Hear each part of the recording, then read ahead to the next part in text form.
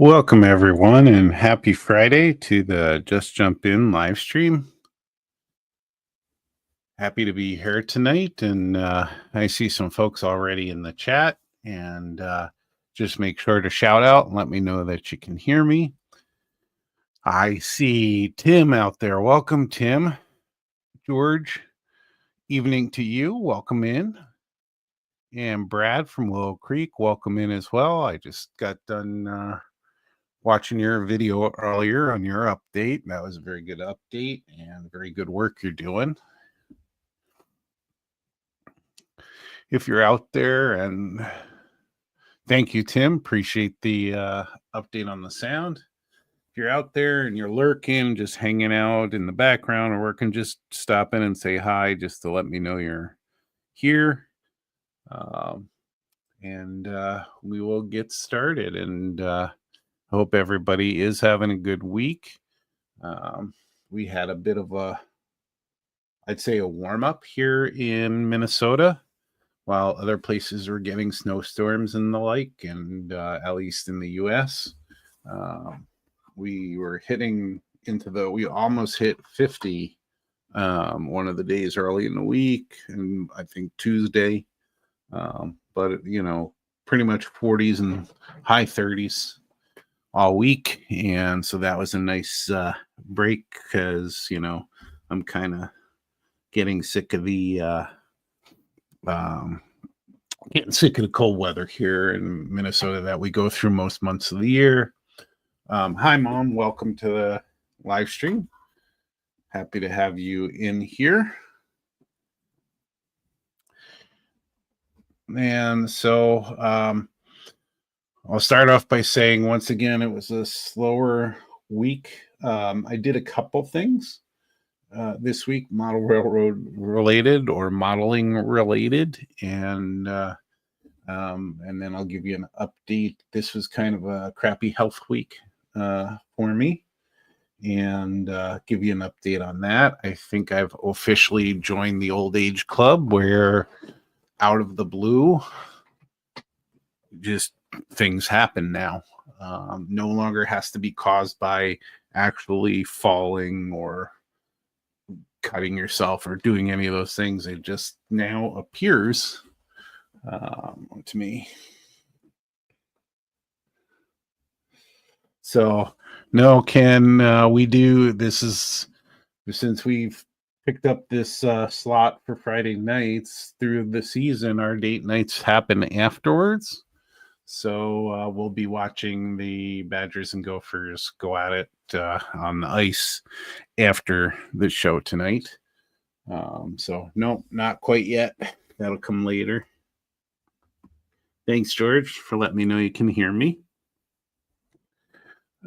So what happened this week? Well, it was actually last week, and I think it was over the weekend, but I'm really not sure. It just sort of appeared, but I got this immense pain in my hip and my back and my left leg, and it pretty much stopped me cold from doing much of anything, and went through the heating pads and the ice and the internet searches, internet doctoring, and what it really seems to come down to is I've got to change my diet, lose the weight and stretch and exercise, and all of those things I've seemed to have sworn off since I was a young kid.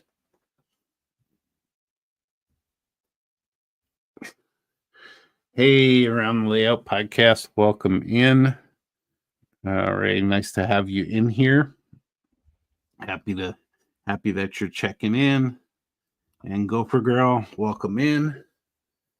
So nice to have you in here, keeping the riffraff out and the rest of the crew under control. So I've joined I think I've joined that club that, just if you don't even have to breathe wrong, if it just happens. So maybe I've just jumped in too many times. I'm not sure. So, um, I've been doing what I can to stay comfortable, and lucky for work, I guess, the chair I have that I use for work is the most comfortable thing to sit on in the house. Although, standing is like way better and everything. So that slowed me down a bit. Um, the weekend I didn't do much of anything. Even lying down is not very comfortable. So we'll have to figure it out. We'll see if I can manage it and see if it goes away on its own. And if not, we go to the good old doctor and see what happens. So I hope everybody. Um, so I hope everybody is doing better than me. Um, as always, let everybody know what you're doing, working on working on the layout. And Ray, tell us what you're doing on the podcast, since I know you said you were getting back to the layout on some of your podcasts, but it's been pretty hard for you, obviously, because your podcast is taken off. But let us know what's going on. So, okay. So we'll start with this guy. So we're almost done here. We're really almost done, as long as I don't knock anything off. All of the stirrups are on. It's been painted. I've weathered the underside. So the last two steps really for this are the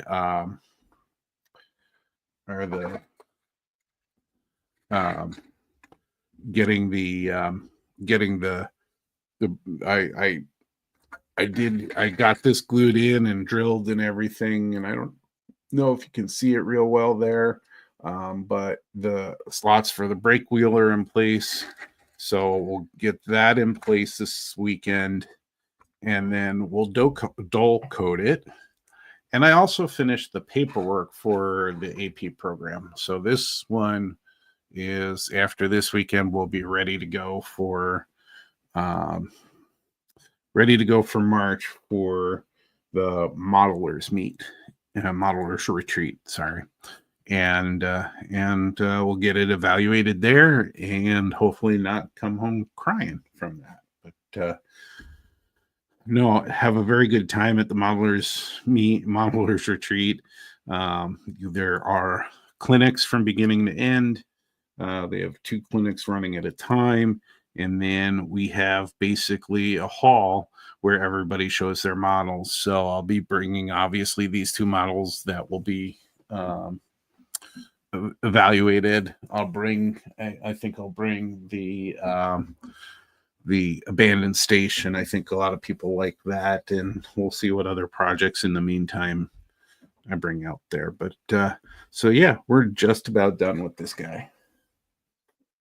And I'm already thinking about doing this guy again, but as other people have done, as a gondola. And I did find, since the railroadpicturearchives.net is working better again, at least from my computers and my devices, and so they have some pictures of some New Jersey Transit gondolas, and so I can not easily, but I could build another one of these and get the sides and the ends up as gondola ends and sides. So I could certainly do that. I am starting to explore other vehicles. They're all mostly going to be maintenance away. Hey, Randy, welcome in. Appreciate you coming in. So I've knocked something off every time I've touched it. So I'm hoping, beyond hope, that I actually have something to protect it. Maybe I'll just have my wife bring it, because she doesn't drop things like I do.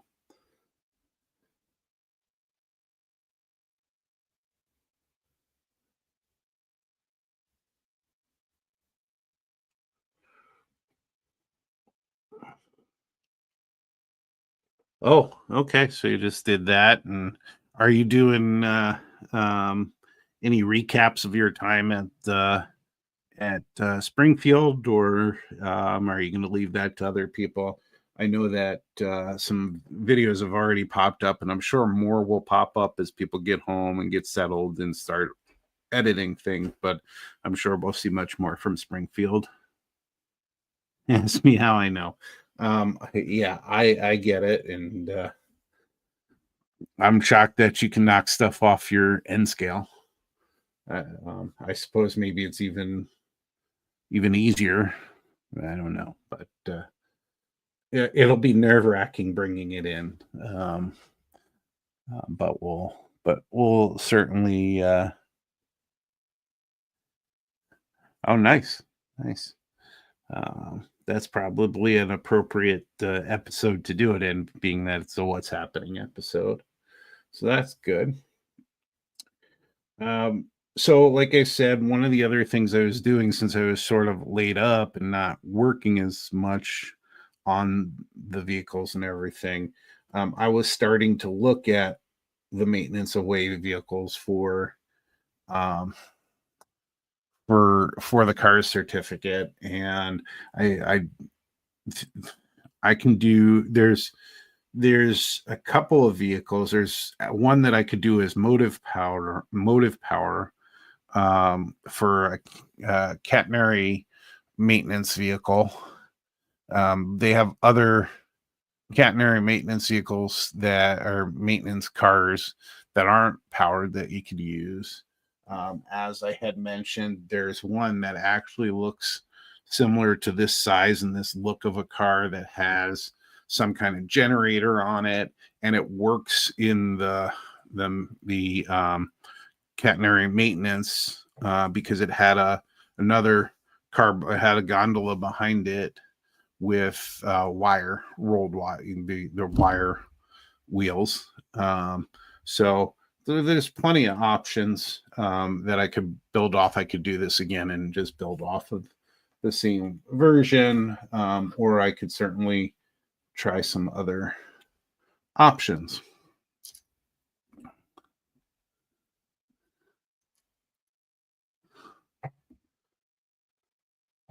Okay, so the thing that I could do sitting down, or or just I don't know exactly, sitting in weird positions, whatever it was to work on seeing if I could print some more parts um, for um, for the passenger cars. And so a while ago I had gone ahead and taken this front end assembly. Let me see if I can lift this up a little bit more. Um, the front end assembly here with the cow catcher on it, which is a really weird looking cow catcher. I think I captured it. I just wasn't real happy with it. It's not symmetrical, and that bothers me. Um, but I think I captured it pretty good with styrene. So I went ahead and created it with Onshape to make a 3D model of it. And to my shock, I didn't think it would print. I would thought it was um, too delicate and of parts. Um, but here it is. It's in white because that's what I had in the printer at the time. I haven't taken the supports off these higher pieces, but if I can get this comparatively, it's hard to tell on here. Um, but it actually is. It actually came out nice um, and much more symmetrical than mine, but it came out the correct size. Um, I like the styrene rods that I used here. The size of those is better than what I have in there, but I could certainly alter that. It's just a aesthetic piece. And then there's just another aesthetic piece under here where I had twisted styrene tube to be the wiring that hangs down from this, and that popped off from touching it and everything. So I didn't design that on this one, but I could go in and now, knowing that it fit, I don't know if you'll be able to see it on this end, but it does fit appropriately. I did it on the other car, but it does fit appropriately in there. So everything is actually good with this for the other cars. So I can use it for the other cars if they need it. I could use it if I do another cab car. So some proof that something worked. I'm getting a little better every day with the printing, and so that really is the extent of the work I got done. Well, I finished the paperwork too.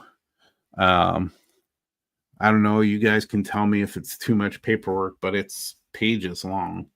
But it has a breakdown of everything I did. It has photographs along the way, so the evaluators can see it in various stages of being built and see how I did it.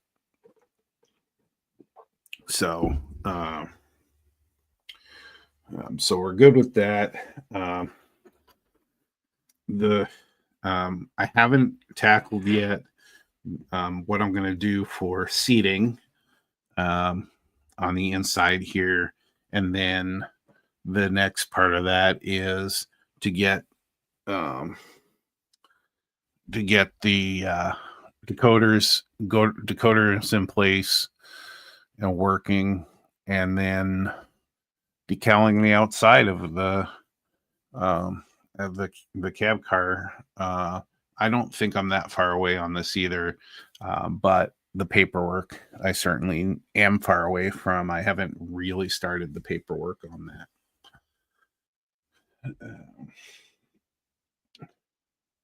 Well, the other thing that at least in the last 2 weeks, that I did that I never did before was create a wet palette and use a wet palette for the first time. And it's simple and it works amazingly well. And I've been able to keep acrylic paints that that I mix together for a couple days, and so I could come back to painting stuff without having to try and refigure out the mix that I did. Because one of the 3D printed, when I kind of did that Merchants Row 3D print, Gopher Girl came up with the color scheme, but she did it with Artist Loft colored pencils. Those are from Michaels, and so I had to mix and match the paints.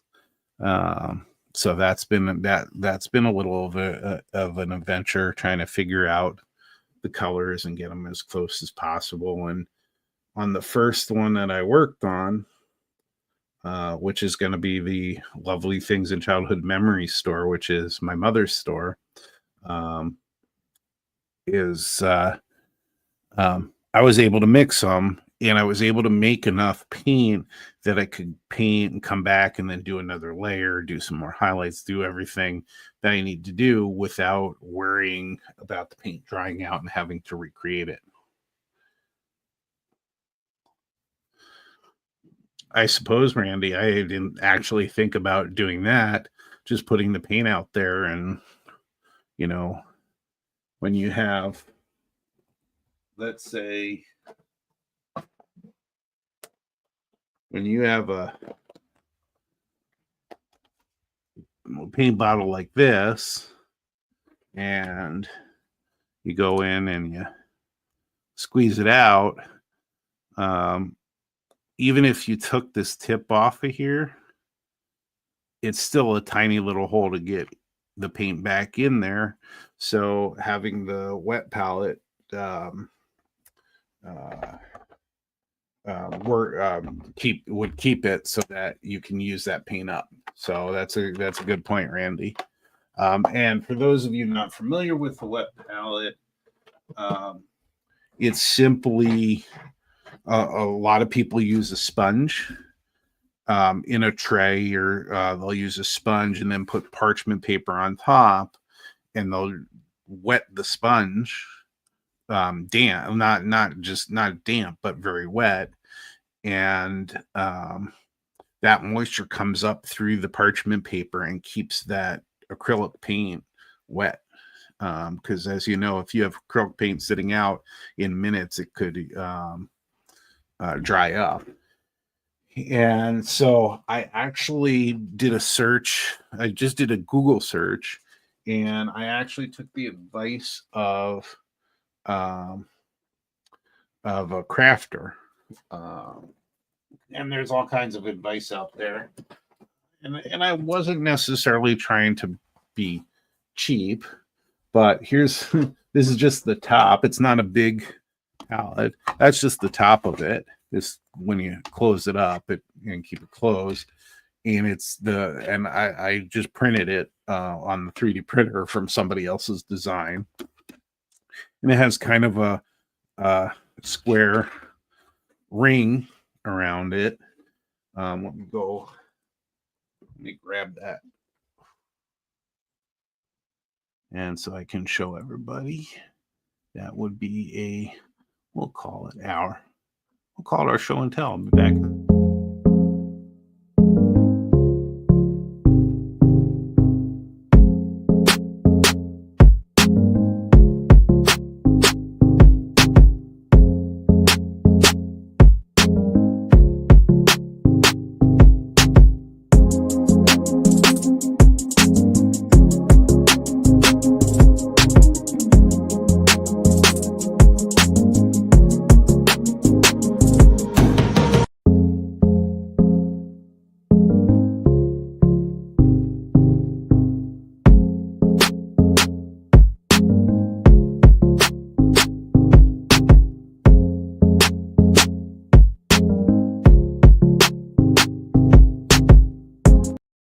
Okay, so I'm back. So it's 3 parts essentially, and so you can take the sponge and put it in, or this is shop towel, so it's a little bit thicker of a paper towel. And in my case, instead of a sponge, I just fold this up 4 ways, or well, fold it up, I should say 2 ways, to make basically 4 layers, something like this. It goes in here, and then go to the sink and completely wet this down, fill this up with water, let it get soaked, and I push it down. Then I release the excess water, put the parchment paper over top, put this over top, and that serves as the wet palette. Then put the paint on the parchment paper. I don't think I have any left up here.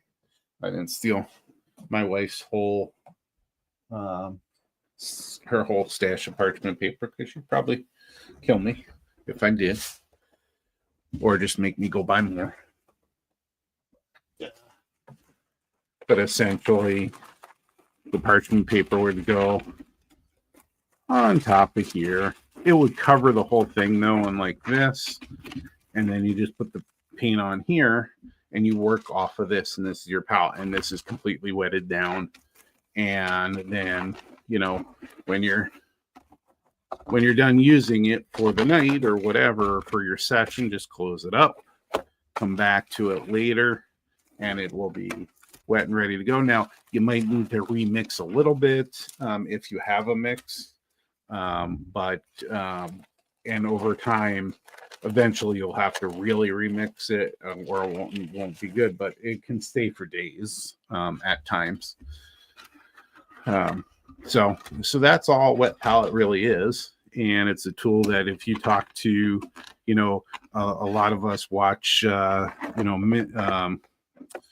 figure painters, miniature figure painters, and from the gaming world, they use wet palettes all the time, and so really neat little tool. But so I was able to try that out.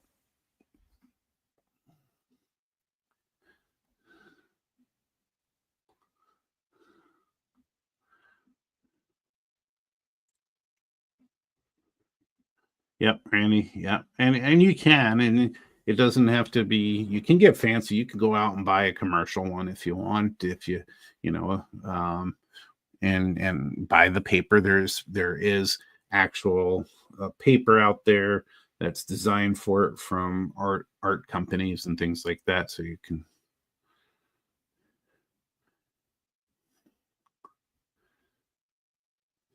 Yep. Can it really is it really is an easy DIY type of thing, and you can use all kinds of materials. And of course, because I'm learning the how to use the 3D printer and everything, um it seemed like an opportunity to do it. And I didn't have to design, it was already designed. So definitely you can do different stuff.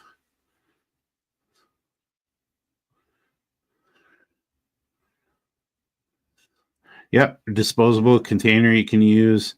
um I'm pretty sure that there's talk about what type of sponge and everything, but as long as the sponge will stay soaked, I don't think the sponge may matter, other than, whatever your tray size is.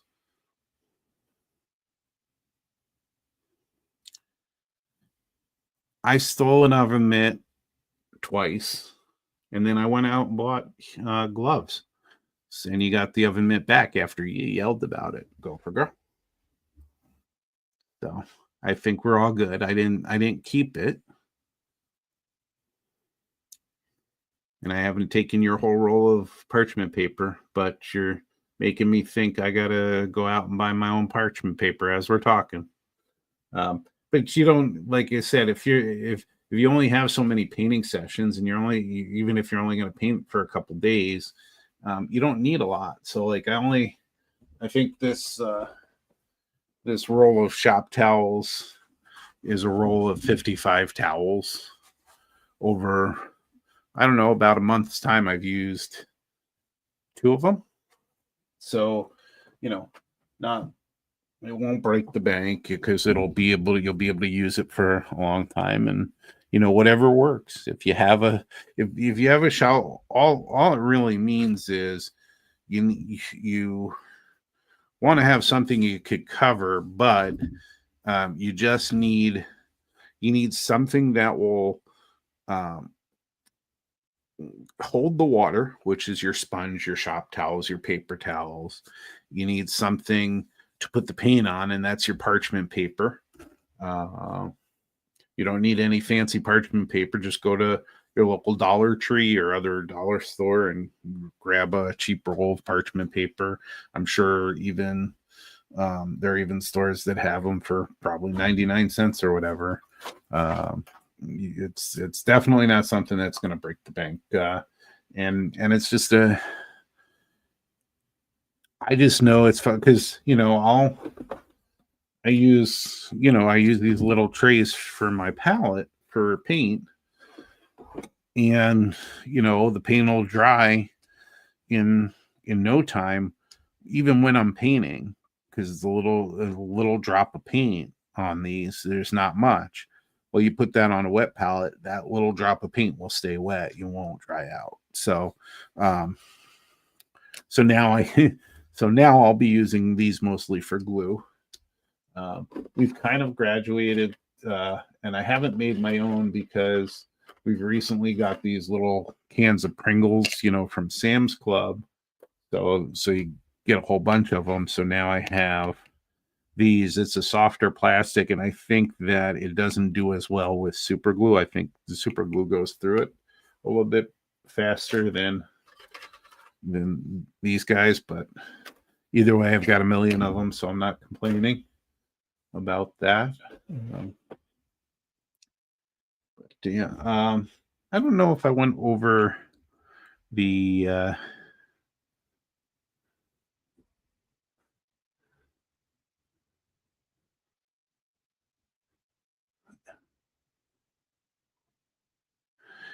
yeah, and that's true about paint anyway, Randy.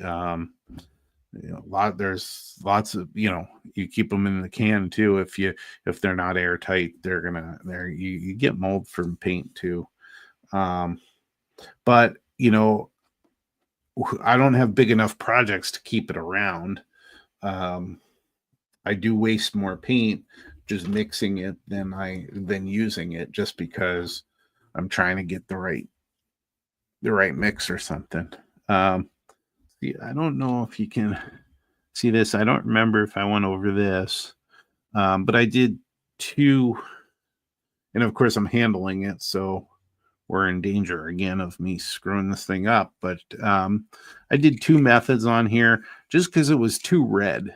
Um, and I didn't think it would be faded like it was on the sides in the picture and everything, because there's no sunlight on it.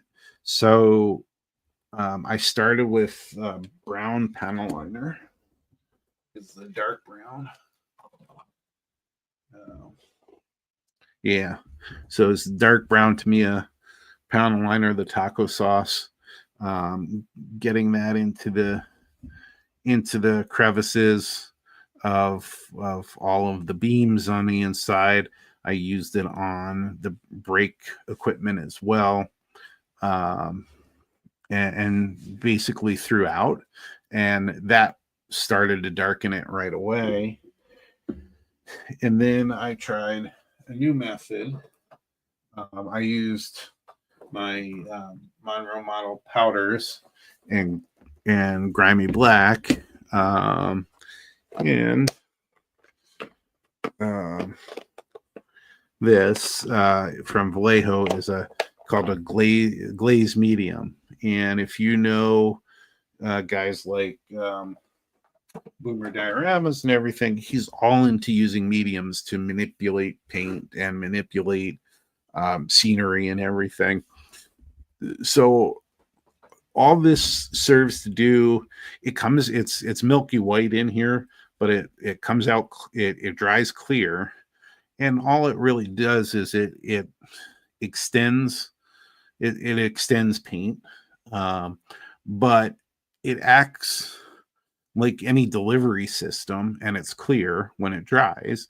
So I wanted to try and give some grime and some texture to the bottom here. And I don't know that I achieved as much texture as I would have liked, um, but I did want to cover up some of the poor work that I had on the ends where there's a lot of glue.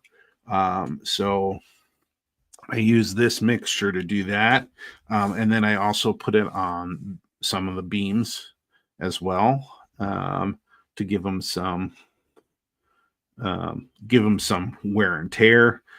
Pretty dark spot right there, you can see, and then some lighter stuff on here. And I tried to mix it in with where I used the panel liner.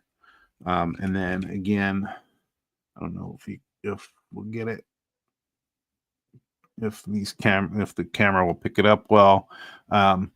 But I mean, an evaluator is going to know there's glue there, but it at least looks a little better, and that's what I'm kind of going for. I'm not trying to fool them.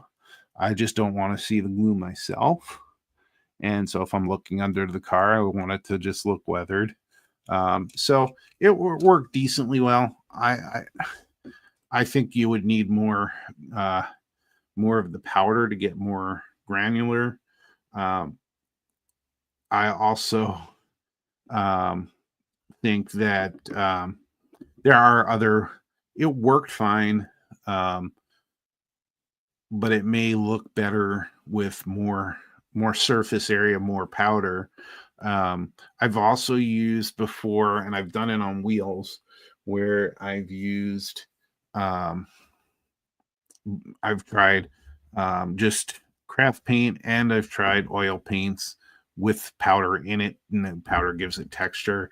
I think that probably works better, but from a visual standpoint on the outside of a car, I think that works better than this.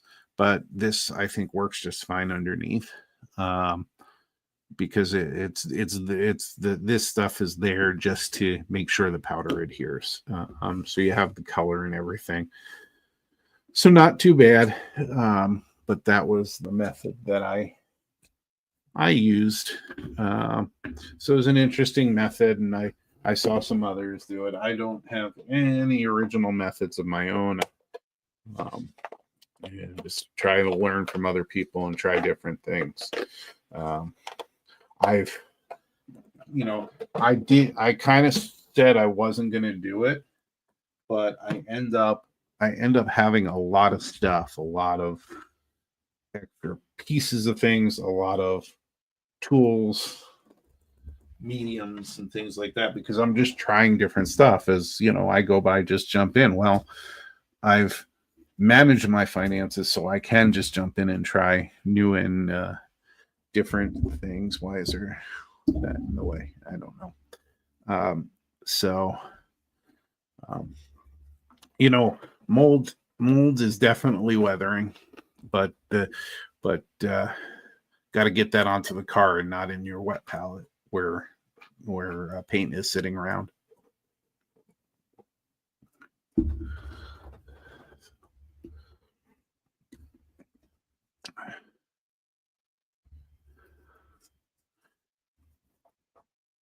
So, Ken, what are you working on anything tonight, or are you just actually hanging out, listening to my crazy rants and things tonight?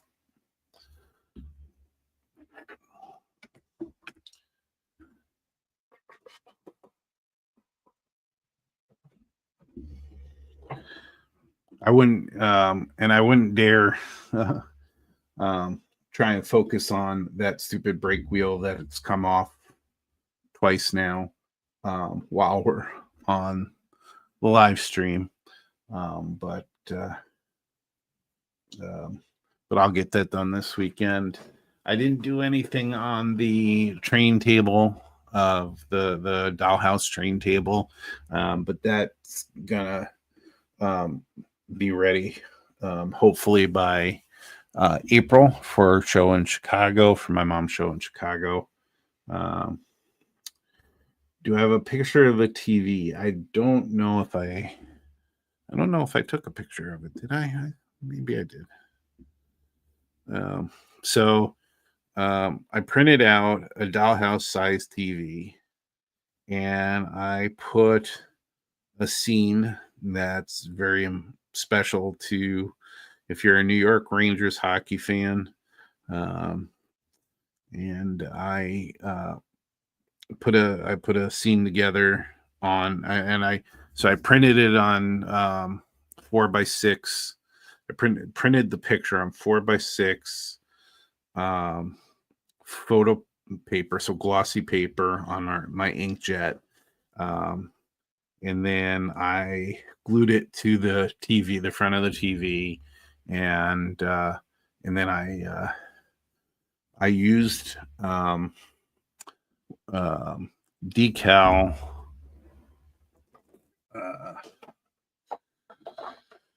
Not that one. I used, like I said, I have lots of stuff that I've collected over time. But I actually bought decal paper from the local hobby shop and some liquid decal film. And what this does from micro scale is this protects. So on an inkjet printer, the ink doesn't dry immediately on the decal film. And so what they recommend is you actually put this down on the paper, and then when it comes through, you let it dry, but then put the liquid decal film over top. So this says that it restores old decals, make custom decals as well. So just to protect it and keep the ink from running on the glossy paper, I put this on, and it actually, there was a little bit of a run on part of it from me touching it too much, but overall this actually works. So if you're doing your own decals or even doing photos on photo paper, I would recommend this. My experience is good with it. But that's how I did it. I'm looking, I have the pictures that I took. So I don't know if you can see this real good, but this is a screen capture of the last 1.6 seconds. They actually whistled the play dead, and so the big deal was it had been 54 years since the Rangers last won the Stanley Cup. So this was just the scene captured, and now this is a widescreen TV of today, kind of flat screen TV. So it had blank sides to it, but I got this picture on there, and so she now has a TV with that. Not to sell or anything. That was just for her. It was just a little project. I wanted to see if it measured out well, because people advertise, this is, a dollhouse scale is either 1 to 12 or 1 to 24. So I wanted to make sure it actually worked, and I thought it was a good idea, and I thought it'd be really cool to be able to give her something that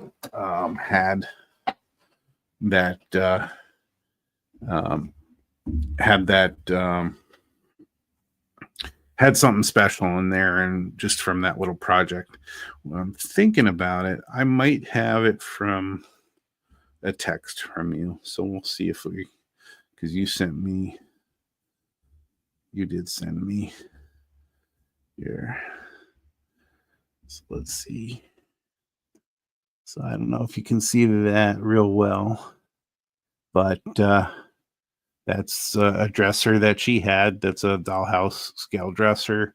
And that's the TV there. And it printed a remote, and so the remote was just kind of a black rectangle. So I just kind of used some white paint for the contrast and just put some dots on. I tried to put like the 9 numbers on there and everything, and it's just some directional stuff and volume type of thing and channel change, whatever, and put that there. So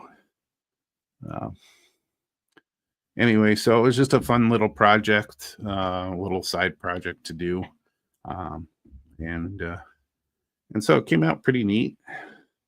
Then I think she was looking for, and she had here she has it on a table, so it features the TV a bit more. But yeah, so that was a fun little project.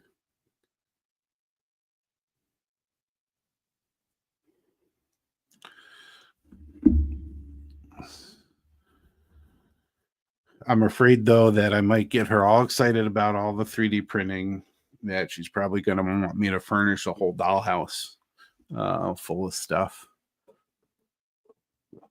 I asked her if she'd go and sew some pillows and blankets with New York Rangers logo on it, and she doesn't sew.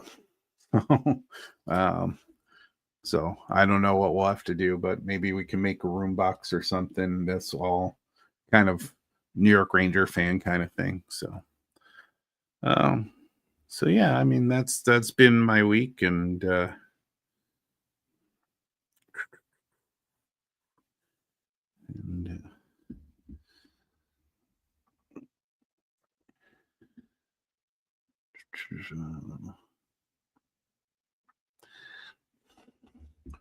hey, Tim, if you're still around, or George, what have you been working on this week? I don't know if you've caught Will Creek's update video, but he did an update video that came out, I think, today, and At least I jumped on it and watched it today.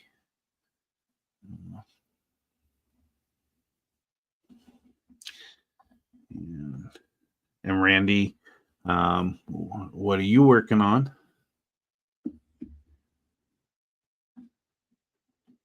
What's on your workbench, essentially?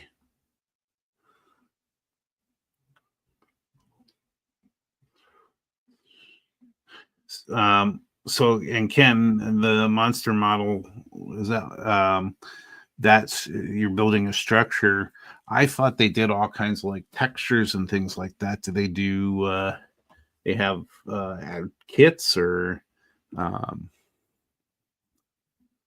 is it Monster Model Works?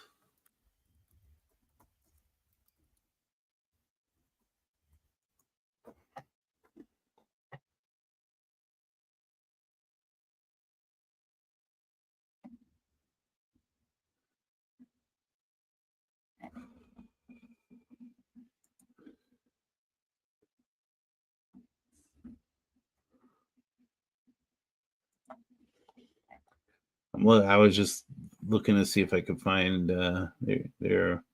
I don't know if they just have a Facebook page. I'm looking for it. I'm looking for. I was wondering if they had a website.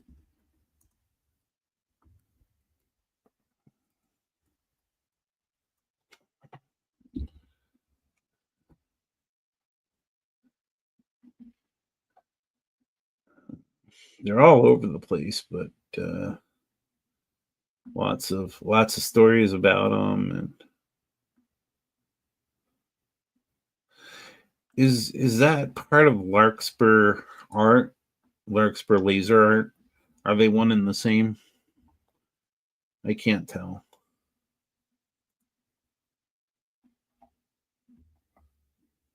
Let's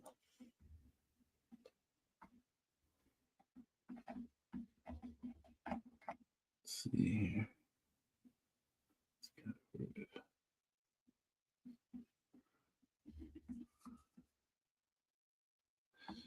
Doesn't really say.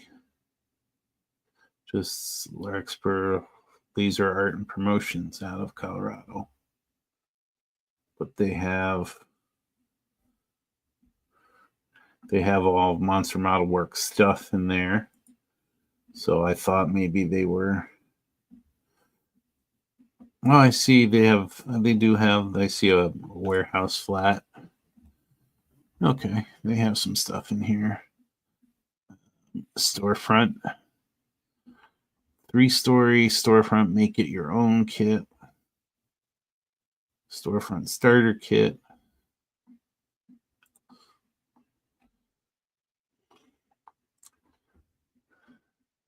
Yeah, brick utility building. So they do have some stuff. Tower kit, carrot shop.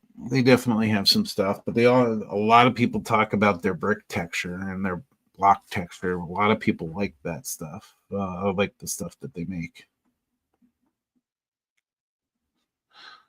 Oh, Larkspur is his wife. I didn't know that. That's pretty cool. So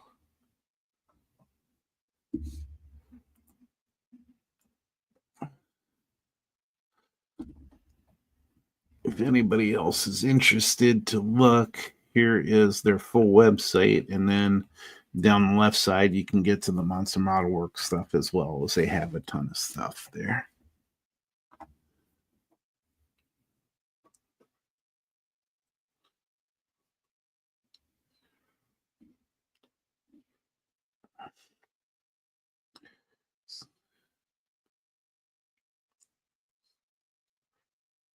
So, so what was it like printing the trucks? So, are you printing do you use metal? I should learn to speak. Do you use metal wheels with your stuff, Randy, or are you printing the trucks with the wheels? How are you doing that?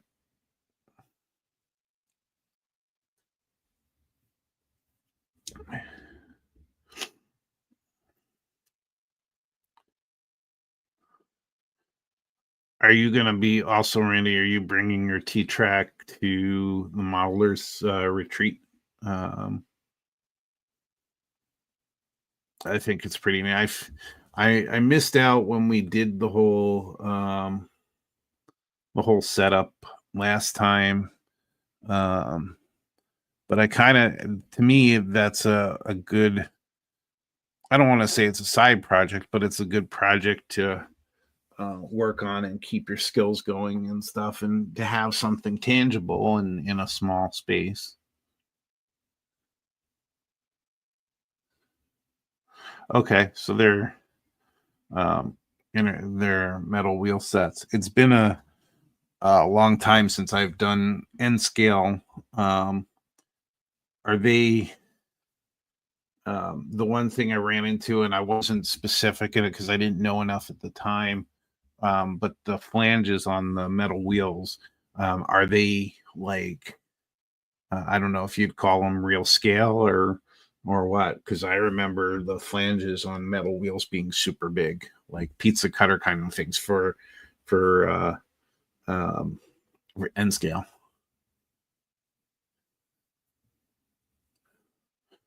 Now that's a really cool thing to think that you could get the golden spike with the T track layout, but you could because you just really need to show stuff. It's not um, you don't need to really um,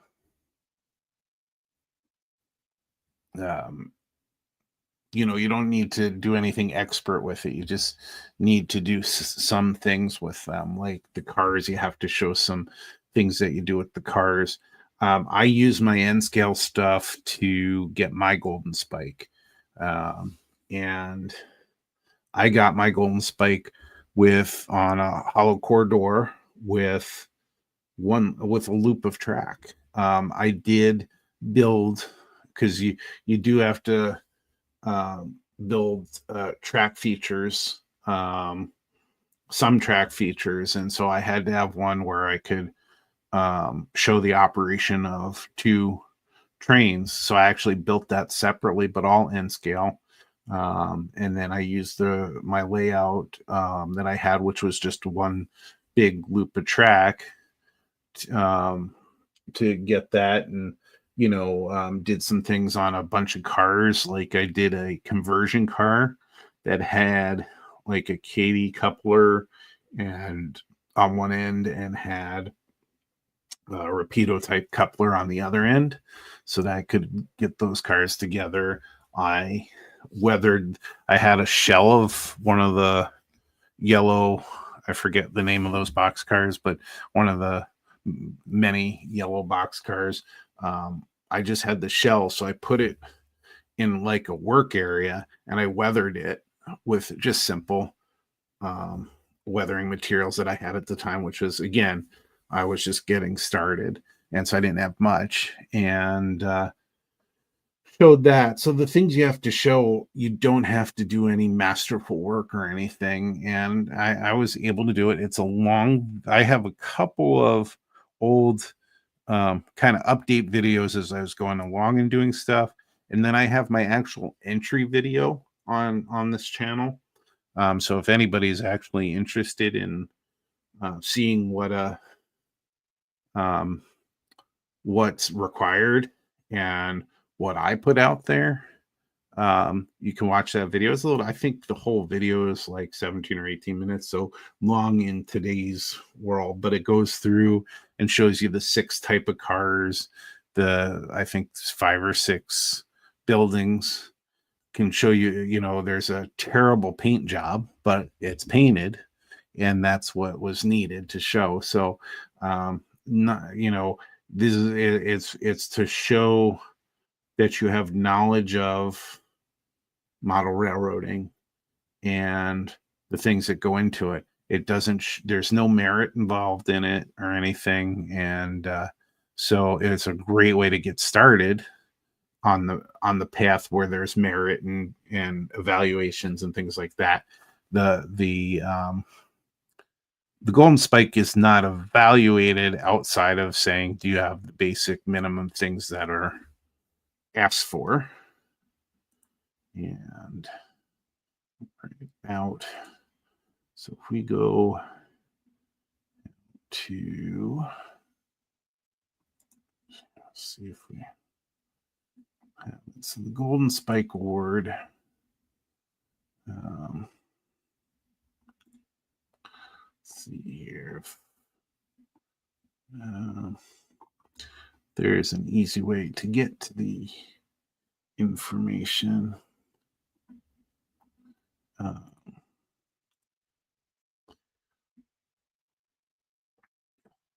Okay. So for the Golden Spike Award, you need rolling stock. You need to display 6 units of rolling stock that are either scratch build craftsman kits or super detailed commercial kits. And that's kind of overthinking it, I think, because you just have to have some detail. So I had, like, the conversion car was a change of the couplers. The weathered car just had a little bit of weathering over top of it. Those were acceptable. This is not like I said, not a merit thing.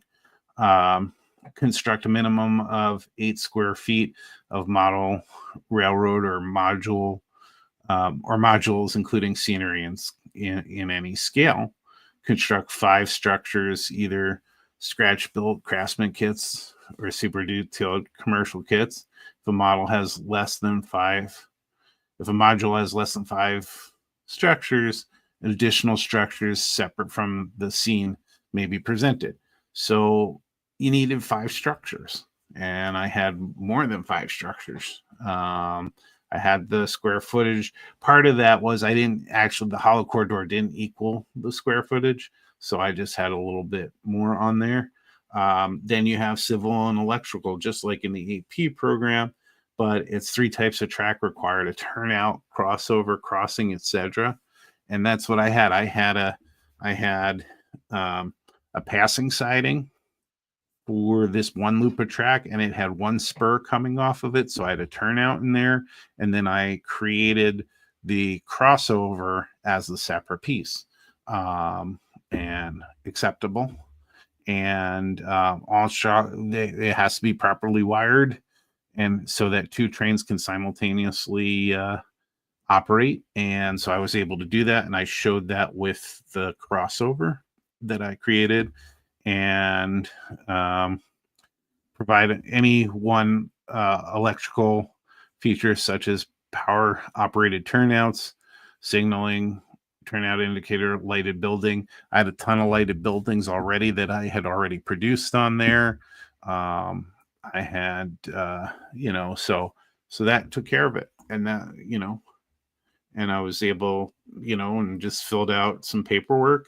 It got reviewed and witnessed, and I got my, and it was during the pandemic, so I got my Golden Spike Award in the mailed to me from locally, but mailed to me anyway. So I encourage anybody to do it. It's kind of like a gateway drug to the AP program.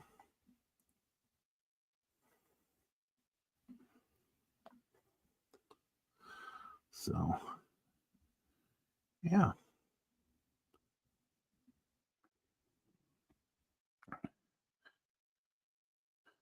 So I guess, it's time. I'm gonna have to this weekend figure out how to get this hip working again, and hope I don't all of a sudden out of nowhere throw out the other hip, and keep plugging away at get this flat car done. The only thing I could use probably some advice from any of you, because I'll come back to this and I'll say, okay, I need to do another piece of rolling stock that's different, because I'll have passenger, I'll have a freight car here. So, excuse me, a different type of freight car. And I was already talking about doing the same model as a gondola. But my fear is I'm going to come back and say, okay, it's time to start another car, and I'm going to get frustrated looking at the final product and saying I've got to do that all over again and go back to cutting the styrene and what I'm getting at is, what kind of motivates you to say, okay, I finished this car now. How do I move on to the next project, next car? I know that it's helpful if you start working on stuff while other stuff is going on. But the other one I'm having trouble getting back to, and I'm feeling intimidated, is going back to building the station. I'm gonna have to build it. I've got a shell. I've got a second shell that I've done. But how do I get myself motivated to move forward and through that and get moving on that, and then get moving on another car, because you need a ton of cars. So it's going to take a while to build them anyway. The hope is, with something like I'm doing here, I certainly could delve in and try to see if I can design this in Onshape. And if I could design this in Onshape and print it, it then becomes repeatable, and would be easier from the production standpoint. If I could just get the shell of it right, and if I can improve on the center beam piece, because like getting screws to stay between the two center beams was problematic. But if I could do that and make that repeatable, that would be nice, so that I can show that I designed it. And then I don't know, but there are a lot of parts to this one. I was able to get to, with the smaller nozzle, I was able to get the smaller air reservoir printed, so I could do multiples of those. Any simple square stuff, this guy I could do, as I talked about last time. I can't actually, the printer's way too small. The piece is way too small to actually, even though I can design it in Onshape, to have it print with the 4 holes to go through and then to feed the styrene through is not going to work. And so I'm hoping that I can go ahead and design some of these other more intricate or different parts, so that I can produce multiples of those as well. I showed you the attempts that I made on the actual underbody piece here, and the problems I had with the design of that. I'm going to have to actually go back and redesign it if I really want to make it work, and have to figure out that piece there. But yeah, I'm hoping that I can stay motivated and move from project to project and keep it going.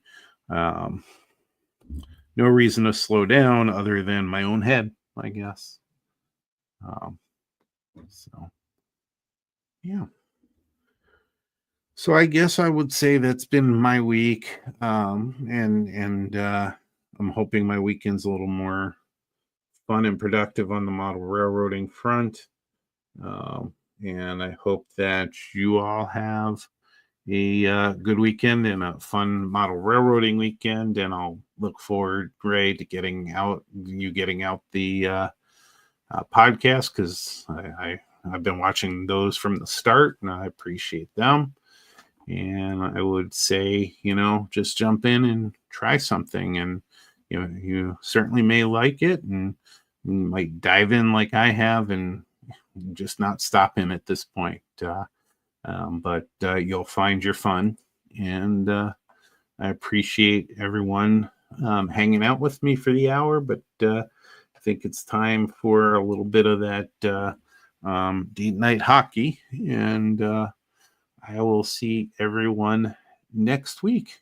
Have a great week, everybody.